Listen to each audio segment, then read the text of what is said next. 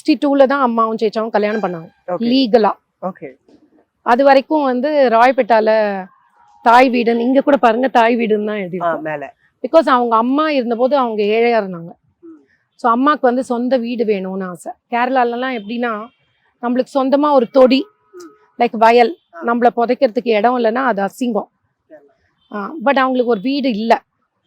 So அது வந்து அவங்களுக்கு ஒரு வருத்தம். பிகாஸ் அவங்க சிலானில் இந்த கொரோனா மாதிரி சிலானில் இருந்தபோது அவங்க அப்பாலாம் வந்து ரிச் தான். அவங்க அப்பா டிஸ்ட்ரிக்ட் ஜட்ஜோ அந்த மாதிரி தான்.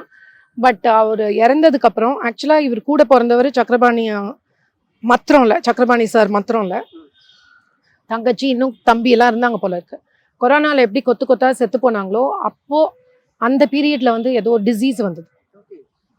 அப்போ அவங்க அப்பா, அவங்களோட பிரதர், சிஸ்டர் எல்லாருமே செத்து போயிட்டாங்க. அண்ட் கேரளாவில் இப்போ அப்படி இல்லை. பட் தென் கேரளாவில் வந்து தாய் மக்கள் தாரம் means women only gets the property. இங்கே தமிழ்நாட்டில் எப்படி சன் ஒன்லி இஸ் வாரிசு, கேரளாவில் வந்து விமன் தான் வாரிசு. வீட்டு பேர் விமன் பேரில் இருக்கும் எல்லாமே. அண்ட் கல்யாணம் பண்ணும்போது மாப்பிள்ளைங்க தான் வந்து பொண்ணு வீட்டில் தங்கும். ஓகே. அப்புறம் மாப்பிள்ளைங்க தான் மாமியாருக்கு ஓணம், விஷு, திருவாதிரைக்கு கிஃப்ட்ஸ் வாங்கி தரணும். பிகாஸ் பொண்ணுங்க பேரில் தானே சொத்து.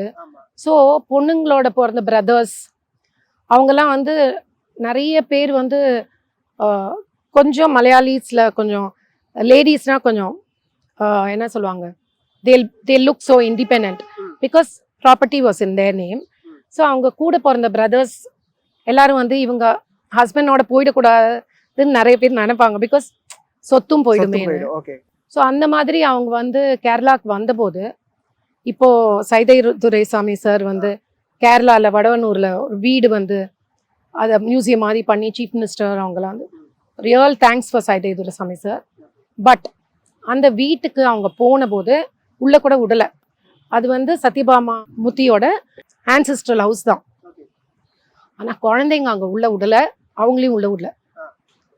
அவங்க மாமாங்களாம் துரத்தி விட்டாங்க. Because if she comes that becomes her property. So அதனால தான் அவங்க வந்து கும்பகோணம் வந்து அப்புறம் பாய்ஸ் கம்பெனியில் யூல் நோ நிறைய பேர் எம்ஜிஆர்